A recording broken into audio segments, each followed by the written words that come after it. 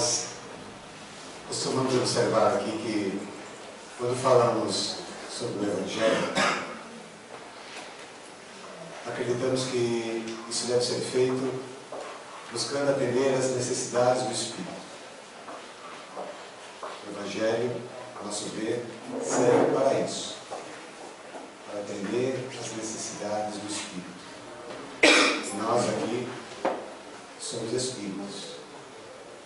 O Evangelho tem esse objetivo maior. Parece, a princípio, ser uma coisa simples, mas não é. É muito profundo o fato de nós termos essas necessidades e o Evangelho ser capaz de atendê-las. Mas para isso nós temos que estar focados neste objetivo. Então é com muita singeleza que nós vamos nos conduzir dentro dessa proposta. Temos aqui de início uma lição que está no livro Fonte Viva. Nós vamos começar lendo para depois desenvolver um pouco a nossa faixa. Se intitula A Retribuição, lição número 22, do livro Fonte Viva, ditado pelo Espírito Emmanuel a Francisco Cândido Xavier. E diz o seguinte: Pedro disse-lhe, dois pontos, e nós, que deixamos tudo e te seguimos, que receberemos? Mateus capítulo 19, versículo 27. É uma pergunta, na verdade, que Pedro fez a Jesus. E nós, que deixamos tudo e te seguimos, que receberemos? E Emmanuel analisa da seguinte forma esse versículo. A pergunta do apóstolo exprime a atitude de muitos corações nos tempos religiosos. Consagra-se o homem a determinado círculo de fé e clama de imediato os pontos que receberei. A resposta, porém, se derrama silenciosa através da própria vida. Que recebe o grão maduro após a colheita? O triturador que o ajuda a purificar-se. Que prêmio se reserva à farinha alva e nobre? O fermento que a transforma à utilidade geral. Você está conseguindo ver? Está dando para ver? Ok. Aí fora não? Gente, já abriu a caixa aqui?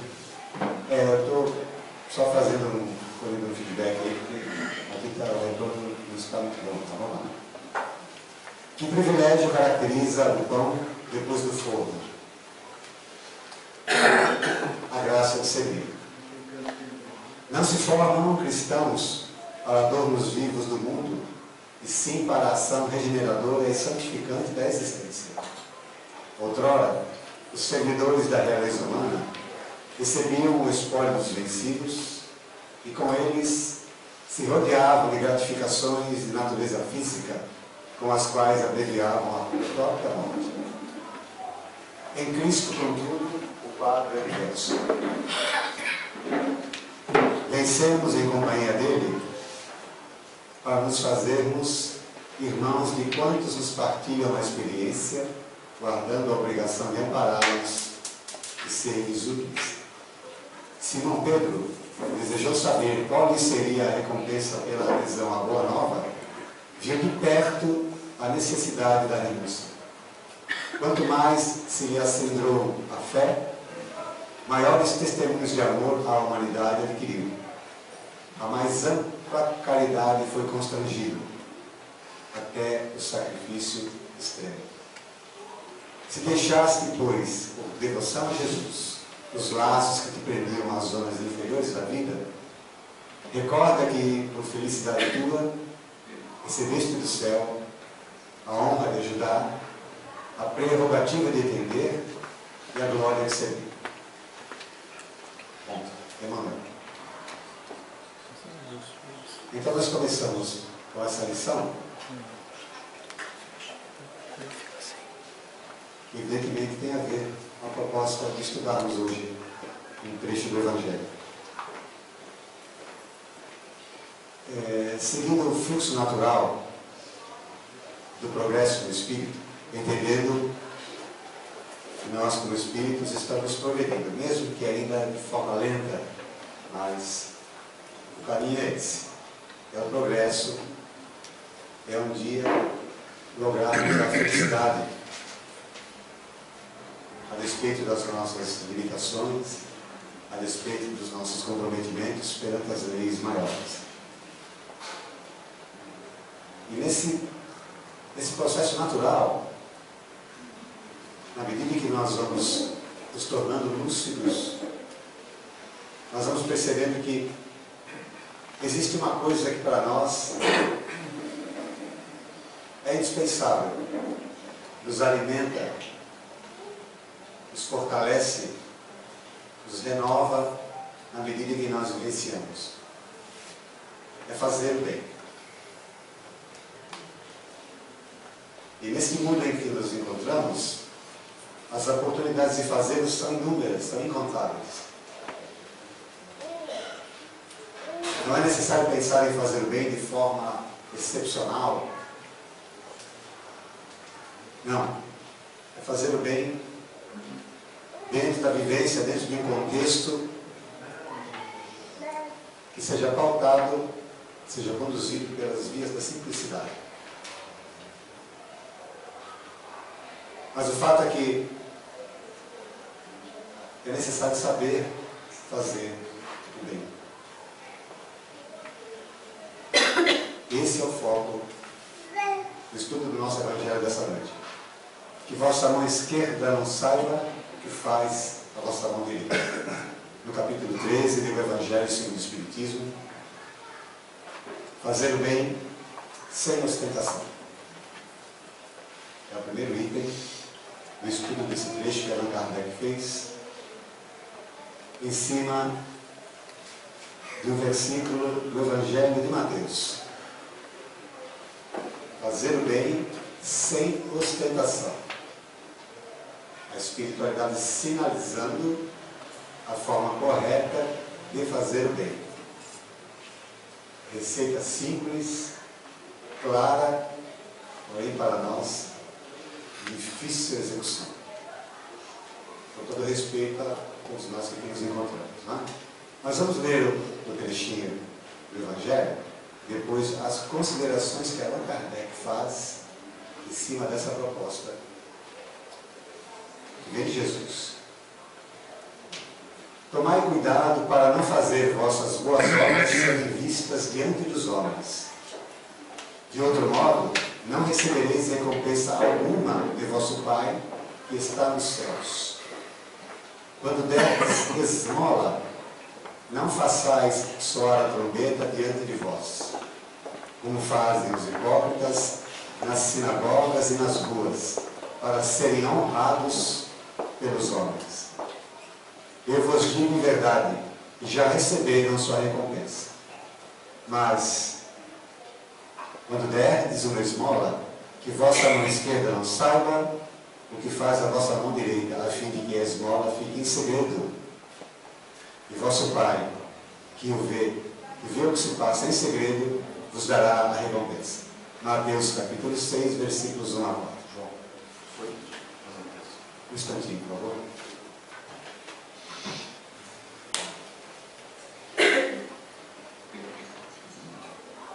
Fazer o bem sem ostentação. Fazer o bem está melhorando. Som. Estava fora de fase aí, né? Obrigado aí. Eu queria arrumado, né? Para ficar mais fácil, eu vi que eu já estava no meu. Para quem não sabe, eu estava falando alto aqui. Muito bem. Então, como dizíamos, a espiritualidade sinaliza a forma correta de fazer o bem, sem ostentação. Jesus recomenda que nós façamos de uma forma que a mão esquerda não saiba o que faz a direita. E aí a gente pode pensar sobre esse assunto de formas mais diversas. as mais variadas angulações. E como comentamos logo de início, dentro dessa condição de progresso que o Espírito encarnado está vivenciando, a condição de fazer o bem para nós é fundamental, é indispensável. Repetindo, isso nos renova, nos fortalece, nos alimenta, nos dá estímulo, esperança, desde que nós estejamos sabendo como fazê-lo.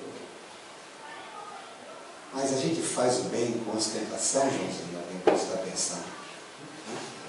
Como é que é isso? Eu acredito que fazer o bem é ajudar as pessoas. Existe uma infinidade de formas de fazê-lo, mas dentro dessa infinidade de formas, nós podemos, diante de todas elas, estar correndo o risco de ostentar. Se não, exteriormente, verificavelmente, mensuravelmente, aqui, no campo mental, onde é mais delicado, porque aí ninguém pode sondar, a não ser os espíritos. Em outras palavras, você está ajudando, a tua atitude exteriormente é caridosa, mas no fundo a tua alma está esperando que a retribuição venha. Por isso a lição de Emmanuel, que daqui a pouquinho nós vamos voltar. A recompensa que Jesus fala. Então vejam Kardec, analisando esse versículo. Fazer o bem sem se exibir, sem ostentação, é um grande mérito. Esconder a mão que dá é ainda mais louvável. É o sinal indiscutível de uma grande superioridade moral, porque, para compreender além da vulgaridade comum das coisas do mundo, é preciso elevar-se acima da vida presente e se identificar com a vida futura. Kardec, com profunda sabedoria, ele sinaliza a bênção de poder fazer e servir nesta condição, mas alerta que é preciso elevar-se acima da vida presente e identificar-se com a vida futura. Isso é extremamente delicado, porque para se identificar com a vida futura, nós precisamos crer nela. Você tem que crer que exista uma vida futura, que exista um ato contínuo dessa sua existência. Senão essa perspectiva de Allan Kardec já fica difícil de se assimilar.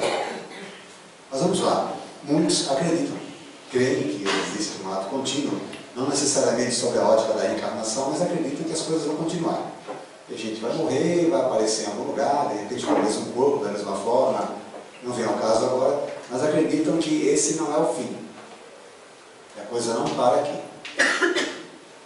Então, seguindo Kardec, é preciso, em uma palavra, colocar-se acima da humanidade para renunciar à satisfação que o aplauso dos homens proporciona e pensar na aprovação de Deus. Aquele que estima mais a aprovação dos homens do que a de Deus, prova que tem mais fé nos homens do que em Deus, e que a vida presente vale mais do que a vida futura.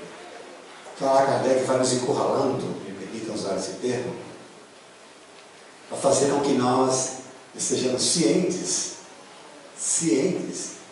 de que esta vida é uma passagem, mas uma passagem que vai dar reflexo lá na frente, mediante aquilo que a gente semear e desenvolver aqui.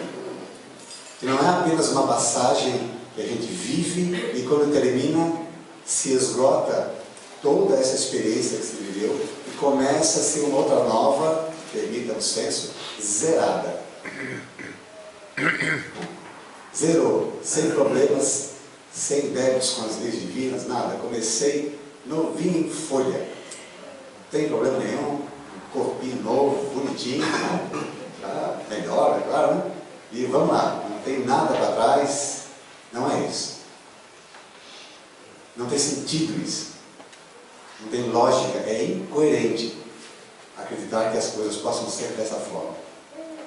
Seria subjugar uma sabedoria maior, que nos criou uma perspectiva de processo de evolução contínuo e incessante, amarrado, atrelado, fortalecido pelo mérito, pelas conquistas que nós fazemos vida após vida, os tesouros que nós levamos conosco, identificados pelos sentimentos que se expressam na configuração, na conjuração de uma nova personalidade, naquilo que nós estamos hoje vivenciando e apresentando face a face, na troca, na convivência com os nossos semelhantes. Esses somos nós. Temos histórico, temos história. Então, para nós que acreditamos nisso, dá para entender o que Kardec está sinalizando aqui, com relação a essa questão. Nós temos cuidado na hora de estarmos vivendo a experiência de fazer o bem, não nos exibindo. Vejam lá. Quantos ajudam na esperança de que essa ajuda tenha grande repercussão, que em público dão uma grande soma e que ocultamente não dariam nem um centavo? Eis porque Jesus disse: aqueles que fazem o bem com ostentação já receberam sua recompensa. De fato, aquele que procura na glorificação, sua glorificação na terra, pelo bem que faz, já se pagou a si mesmo. Deus não lhe deve mais nada. Resta-lhe apenas receber a correção pelo seu orgulho. Vejam que sensibilidade de Kardec, assinalando: aquele que procura sua glorificação na terra pelo bem que faz, já se pagou a si mesmo, recebeu o aplauso. As pessoas não estavam preocupadas em saber se Deus está feliz ou não com a sua atitude, com o seu gesto.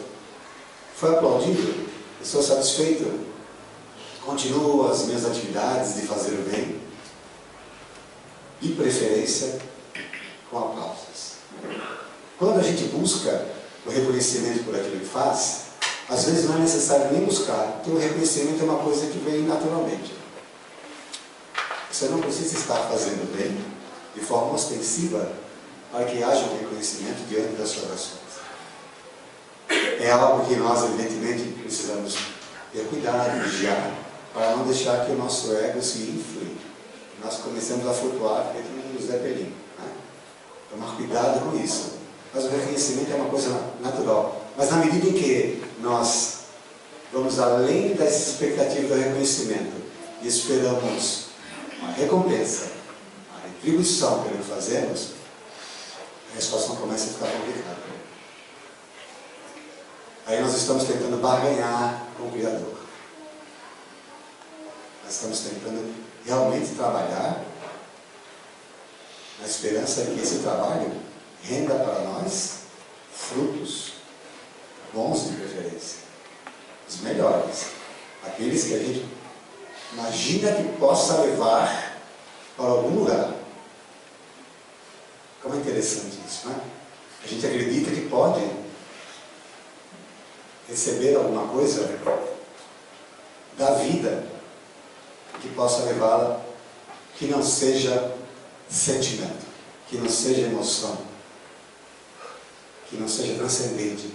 A gente acha que pode levar, mas não pode. Fica tudo aqui. Nós sabemos isso. Mas tem momentos em que essa lembrança, esse conhecimento parece que fica nublado, fica meio distorcido, e nós incorremos o risco grave de estarmos permitindo que a mão esquerda veja o que a direita faça e vice-versa. Kardec continua. Olha só, perspicácia. Que a mão esquerda não saiba o que faz a mão direita é um ensinamento que caracteriza admiravelmente a beneficência modesta. Beneficência modesta. Mas se existe a modéstia real, há também a fingida, isto é, a simulação da modéstia. Há pessoas que escondem a mão que dá, tendo cuidado de deixar à mostra uma parte da sua ação para que alguém observe o que fazem. Ridícula comédia dos ensinamentos do Cristo.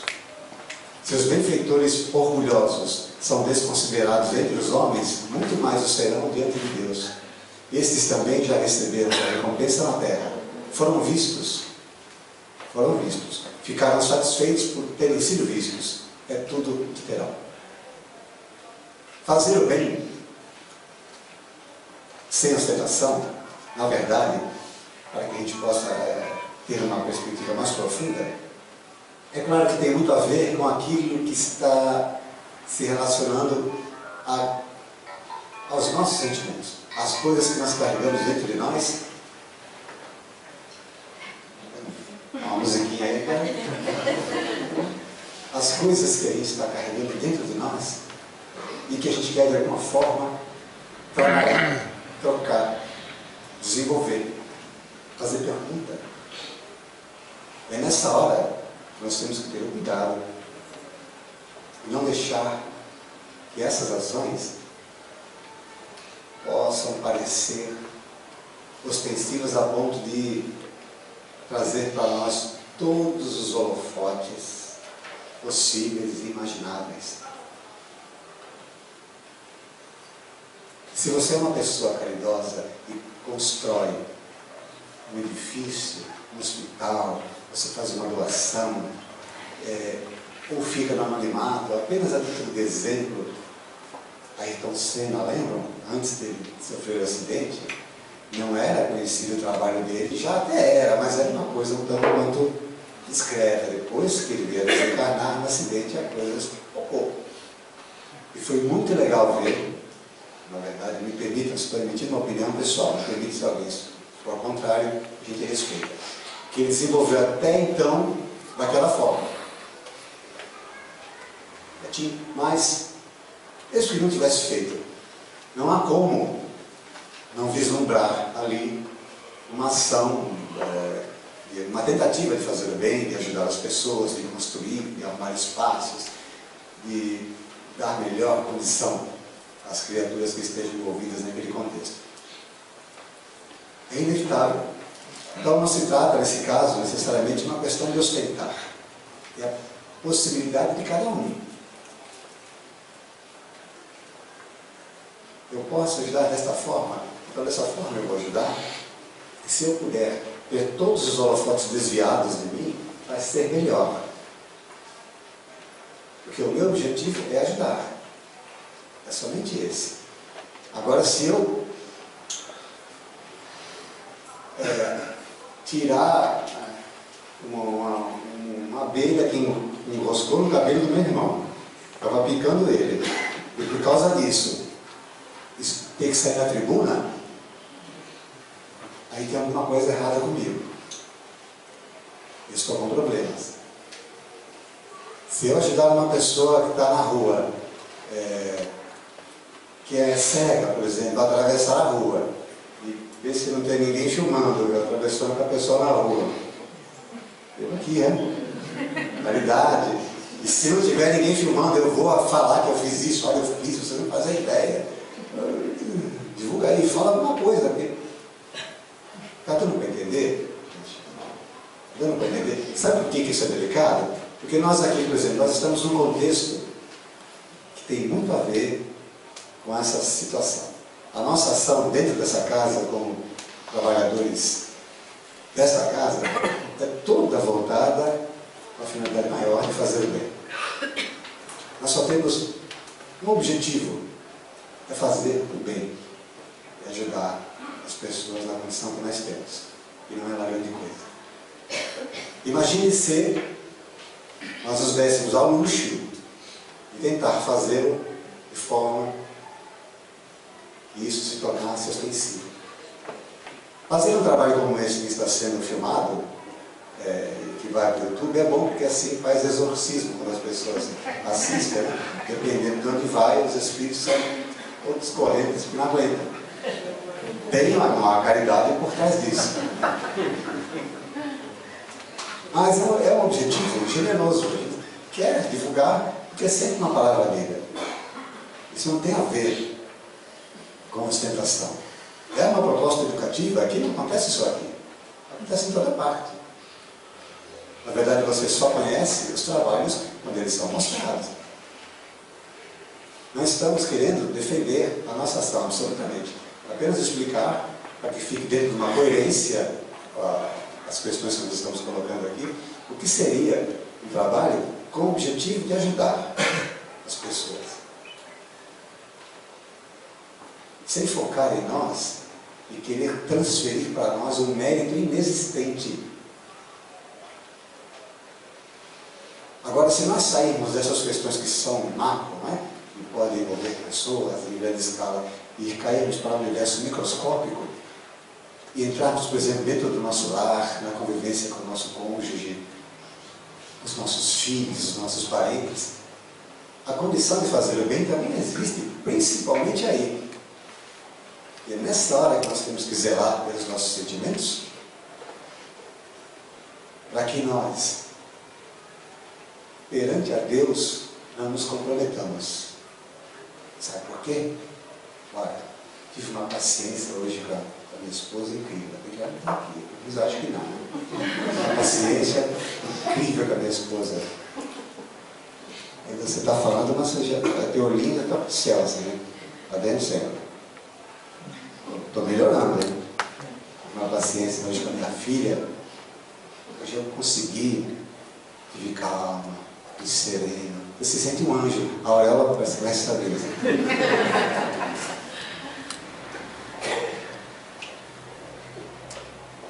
Não é nem a mão esquerda que está deixando ver a direita, é o corpo todo, é metade. Você está se expondo. Você está falando, eu quero que vocês vejam o que eu estou fazendo, porque é importante. Não há necessidade disso. Porque quando a gente age assim, a impressão que dá, eu não sei se a leitura dos irmãos é a mesma, é que a gente não tem fé. A gente não confia em Deus, sabe de tudo, que provê tudo. Não precisa que nós lembremos a Ele e olhar para nós e perceber que diante de cada ação dessa existe a perspectiva sincera de mérito. Deus não precisa ser lembrado disso, tampouco os espíritos amigos, mas a gente faz questão de lembrar. É bem, hein? Porque esse é um problema sério que nós enfrentamos, meus queridos irmãos. E a gente desenvolveu esse tema começando a falar na leitura de Emmanuel, porque trata-se de uma questão delicada, é o que nós falamos também há pouco. Quando existe a necessidade de um reconhecimento, nós já estamos um tanto quanto enfermos, mas o reconhecimento é natural nesse daquilo que a gente faz. Agora, quando a gente sai e quer ir além do reconhecimento e espera a recompensa, tomai cuidado para não fazer vossas boas obras serem vistas diante dos homens. De outro modo, não recebereis recompensa alguma do vosso Pai que está nos céus. Jesus sinaliza a possibilidade de nós sermos recompensados se fizermos de forma contrária. Se nós trabalharmos de forma oculta, não ostensiva, nós preferimos ficar em silêncio, trabalhar, como se fala em senso comum, por trás dos bastidores,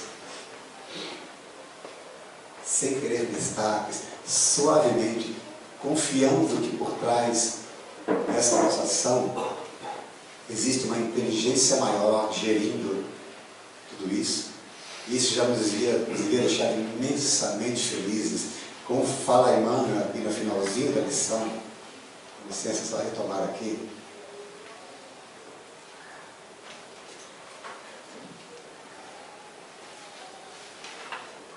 Se deixaste, pois, por devoção a Jesus, os laços que te prendiam às zonas inferiores da vida, recorda que, por felicidade tua, recebeste do céu a honra de ajudar, a prerrogativa de entender e a glória de servir. Está dando para acompanhar? A honra de ajudar, a prerrogativa de entender e a glória de servir. E a gente quer mais que isso. Ou seja, isso para muitos de nós não tem o menor interesse. Eu não quero saber de honra de ajudar, de prerrogativa e glória de servir. Eu quero alguma coisa que seja tangível, alguma coisa que me faça brilhar. E o que nós entendemos que vai fazer brilhar o Espírito, na verdade, irmãos queridos, é a condição dele saber como fazer o bem, saber por que está fazendo o bem. Aí sim, a recomendação de Jesus, fazei brilhar vossa luz diante dos homens, ela vai dar corpo, que nós vamos trabalhar nesse sentido. Seguramente a melhor forma de fazer, de realizar esse brilho que é nosso, é fazendo bem. Mas na receita da espiritualidade, sem ostentar. Vamos pensar em nós. Quando a gente está ajudando, seja qual for a ação, nós estamos naquele momento totalmente focados naquela ação, sem estar divididos. Já viver essa experiência uma vez por vez. Eu não digo na casa espírita, porque é um ambiente diferenciado. Você está muitas vezes sob influência de amigos queridos que vêm em nosso auxílio para fazer com que aquele pouco que a gente esteja oferecendo possa realmente ter o seu valor, ajudando-nos a bloquear muitas vezes interferências que vêm na nossa mente por conta dos nossos problemas no dia a dia, aborrecimentos, contrariedades. Eles acabam criando em torno de nós uma abençoada proteção, fazendo com que o nosso foco seja naquele momento único. Tá? Então, a gente não pode pensar muito, tentando responder essa pergunta que estamos fazendo aqui, dentro de uma ambiência como essa. Mas fora, vamos dizer, da casa espírita, quando aparecem oportunidades de você fazer o bem, singelamente, sem nenhum exagero, alguma ajuda. Se não fizeram, procure se observar, perceber se não há alguma divisão de sentimento naquele momento. João, o que é isso que você está falando? Divisão de sentimento. Como é que é? Vou dar um exemplo. Você está ajudando, uma parte tua está ajudando, a outra parte está tentando ver se tem alguém valorizando a tua ajuda. Sabe como é? Se tem alguém, não tiver ninguém vendo, não tem problema, mas lá tem alguém vendo lá. Aí a gente fala, Deus está vendo a minha ajuda, que linda. Não, magnífico isso. Eu fico até emocionado, porque aqui eu estou sem lenço, senão eu chorava. Deus está vendo esse momento meu de caridade pura. Pura. Imagina se não fosse pura. Mas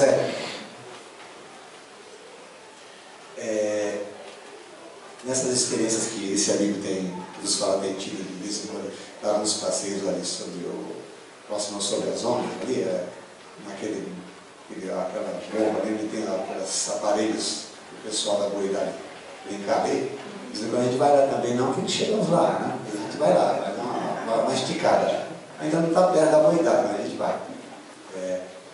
Aí, certa feita, umas 3 semanas atrás, eu tinha acabado de visitar, eu estava descendo com a bicicleta, aí vinha subindo um rapaz, levando a bicicleta na mão, e quando estava bem na pontinha assim, ele caiu, porque ele estava totalmente embriagado, absolutamente de gênero, número e grau. Então, ele caiu assim na lombada, um pouco da lombada, né? E foi na minha frente, né? Nossa, beleza, né? Vamos lá. E ele tentava pegar a bicicleta, mas não me diria que ele ficava em pé, eu vinha para trás. Porque ele estava inclinado, ele não estava alinhado. Então a minha ideia primeira foi pegar a bicicleta e colocar no meio fio, para depois socorrer ele. Se eu fosse socorrer ele, ele ia querer voltar para mudar na bicicleta. Ele queria pegar a bicicleta, ele não estava nem vendo a bicicleta direito, quanto mais levantava. Né? E estava um rapaz novo, já tinha caído, bateu a cabeça, estava com o sangue escorrendo. Jesus, vamos lá, o que a gente pode fazer para essa criatura? E já havia vindo um outro rapaz também para ajudar. E nessa hora, esse é um exemplo. Como é que está a cabeça do Joãozinho? Na hora que eu vou ajudar, eu vou ali naquela alma. Existe no meu sentimento, no meu coração, um foco absoluto? Ou eu estou ajudando aquela alma a levantar? Parte de mim está ali e parte de mim está pensando no mundo espiritual. Eu sou espírita, né? Sou espírita, sou trabalhador, então ali é hora extra. Porque de manhã não está dentro do meu currículo aqui, é hora extra. Tá? E a Karen, porque estou no lazer. A Karen, hora extra, tá? Está dando para entender que está dividido? Façam essa avaliação pessoal, porque a princípio parece que é brincadeira, mas na hora de executar, às vezes não é. E aí está um exemplo clássico de que você está deixando que a mão direita Você já vendo que a mão esquerda está fazendo perante os olhos de Deus. Eu estou ali, eu estou ajudando, mas estou ajudando aí, pai. Não perdi a oportunidade de ajudar. Se pudesse falar também, né? Escancarado, o cara cair na tua frente, vai passar e vai olhar e falar: Deus te abençoe, meu filho, vou cair. Já guarda, te proteja. É o mínimo que você vai fazer, é ajudar essa alma que está na tua frente. E na verdade não está na tua frente por acaso.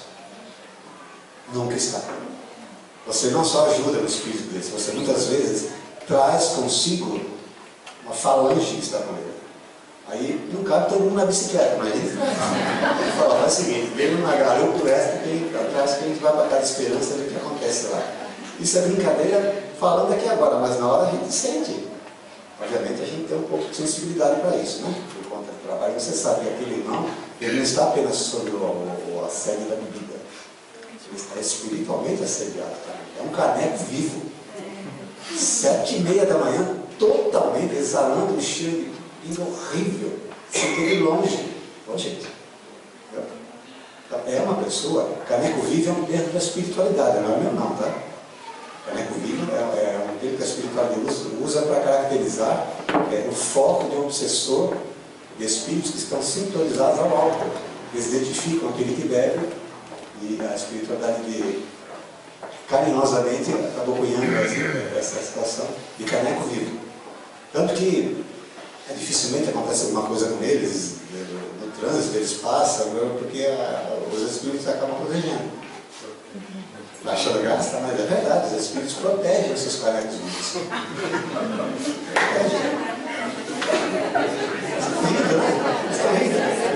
Leia André Luiz. Dê uma lida em André Luiz, e vocês vão ver essa explicação de André Luiz, no momento em que a espiritualidade identifica o caneco vivo, que tipo de ação que os obsessores têm sobre aquele irmão, para não perdê-lo enquanto encarnado. A ponto de protegê-lo, evitar acidentes, evitar desastres, porque uma criatura dessa morrer muito fácil.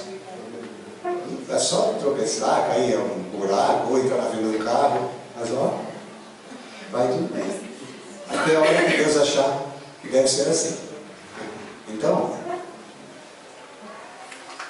não deixar que a esquerda saiba que faz a direita e vice-versa, pode acontecer conosco as coisas mais simples.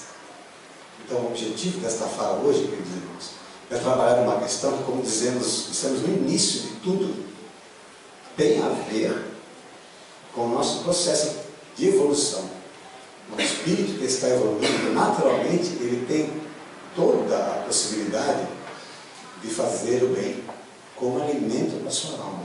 É indispensável, mas é necessário saber fazê-lo, senão a gente se intoxica tentando ajudar.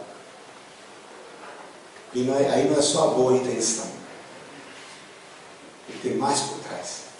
Tem que ter conhecimento, maturidade, senso crítico, para perceber que, na verdade, esse tipo de ajuda, ela vai se refletir, no final das contas, para nós próprios.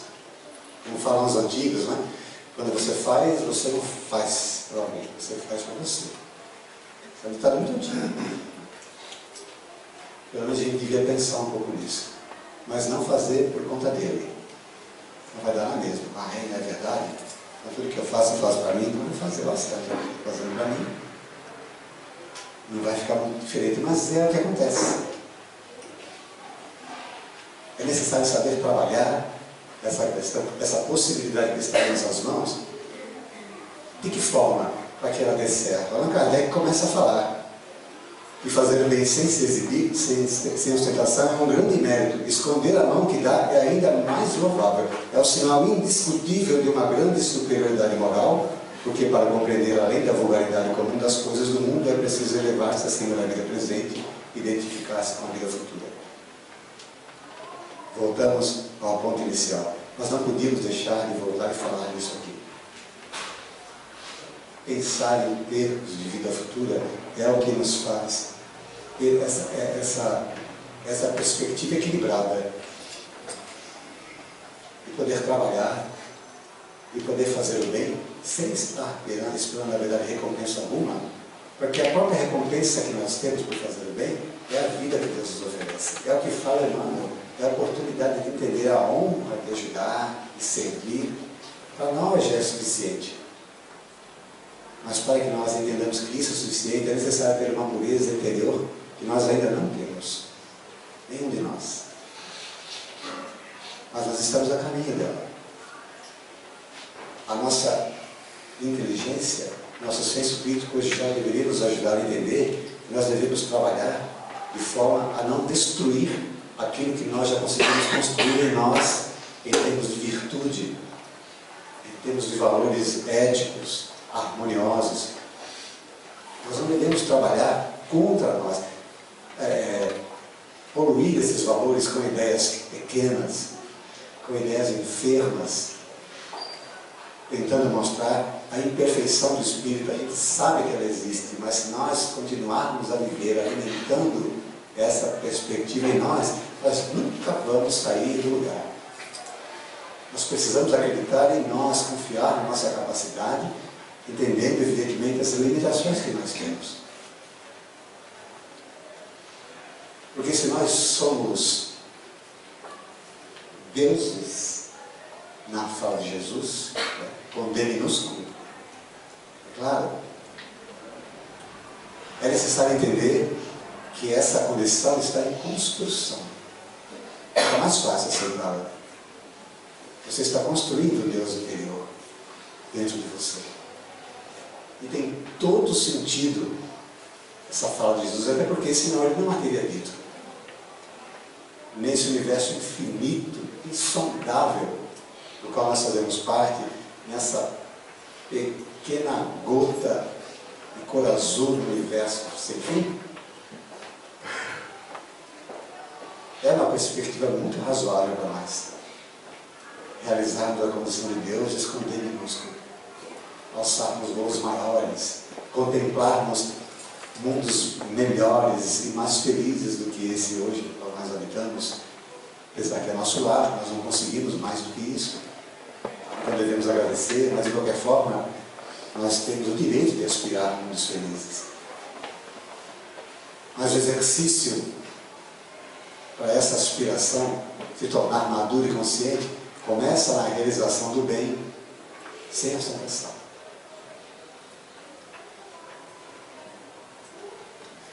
O céu, a nosso ver, ele não é dos perfeitos, ele é dos amorosos. Então nós devemos trabalhar a amorosidade que nos é natural. Ela está em nós. Mesmo que ainda uma parte muito grosseira de nós esteja à frente das coisas, mas essa amorosidade é inata porque ela vem de Deus, ela vem do Criador, ela vem daquele que nos criou. Não há como descartá-la, não há como afastá-la de nós. Um dia nós haveremos de ter que concebê-la e abraçá-la. Essa é uma realidade irretocável em mim.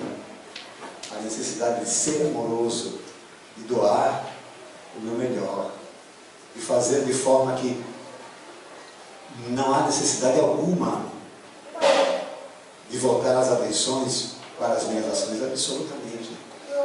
Vamos caminhar com harmonia, com singeleza, o reconhecimento que na medida que vier, nós agradeçamos com respeito, direcionando sempre para Deus e para os bons espíritos o mérito maior das coisas, porque essa é uma verdade. Mas sem nunca deixar de avaliar aquilo que realmente se executa e se realiza por conta dos nossos esforços pessoais, para que nós não venhamos a se tornarmos criaturas hipócritas. Né? Cada um faz a sua parte. O mundo dos espíritos faz a parte maior, mas a nossa parte existe. Acreditar que não facilita muito as coisas. Faz com que nós venhamos a fazer as coisas de qualquer jeito. Tanto faz, vamos fazer aí, porque no final das contas é com os espíritos.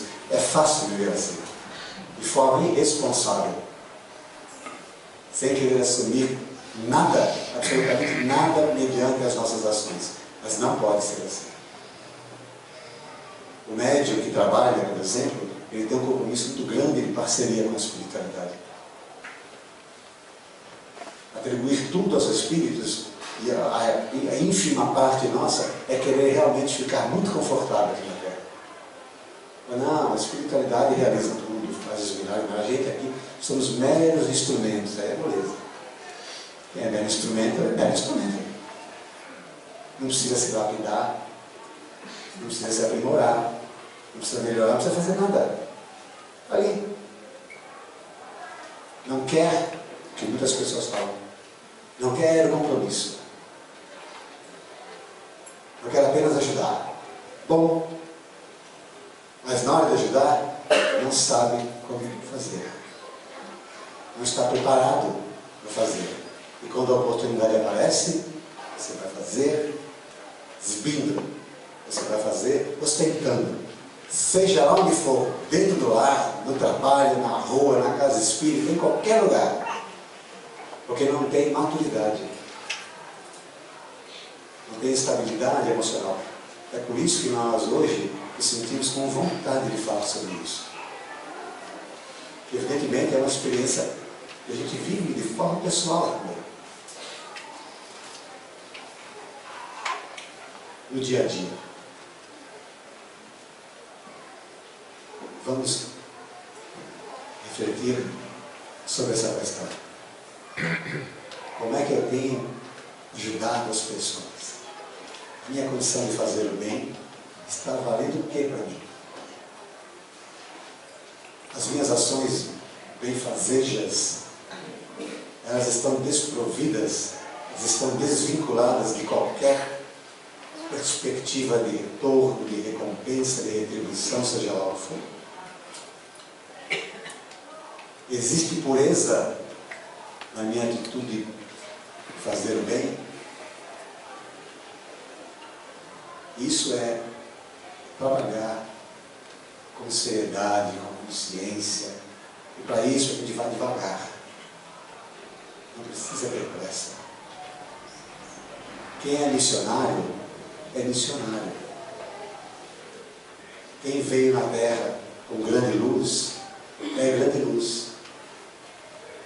Nós, na grande maioria, somos singelos tarefeiros. E isso não é depreciar. Absolutamente. É enxergar o nosso valor na condição daquilo que nós conseguimos conquistar. Que nós conseguimos realizar até agora. É possível fazer mais? Não tem a menor dúvida. Desde que nós sejamos criaturas humildes. Nós sejamos criaturas honestas. Nós sejamos criaturas amorosas. E não deixemos que a vaidade e o orgulho atrapalhem as nossas ações. Qualquer irmão que estiver diante de nós haverá de receber a mesma condição de amor, a mesma condição de generosidade, mesmo que sejam gotas, mas ainda assim é o que nós podemos oferecer a quem quer que seja, nenhum privilégio, porque seguramente é assim que a espiritualidade trabalha conosco. Reservadas as condições dos nossos méritos pessoais, que evidentemente são consideradas, claro, mas ainda assim, aos olhos de Deus,